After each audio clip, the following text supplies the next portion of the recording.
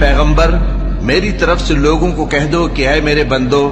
جنہوں نے اپنی جانوں پر زیادتی کی ہے اللہ کی رحمت سے نا امید نہ ہونا، اللہ تو سب گناہوں کو بخش دیتا ہے، بے شک وہی تو ہے بڑا بخشنے والا بڑا مہربان۔ اور اس سے پہلے کہ تم پر عذاب آ واقع ہو اپنے پروردگار کی طرف رجوع کرو اور اس کے فرما بردار ہو جاؤ،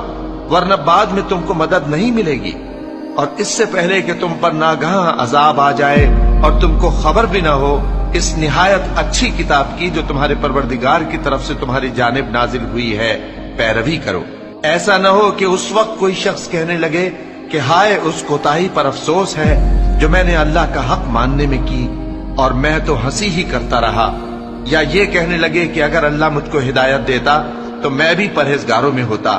یا جب عذاب دیکھ لے تو کہنے لگے کہ اگر مجھے پھر ایک دفعہ دنیا میں جانا ہو تو میں نیکوکاروں میں ہو جاؤں۔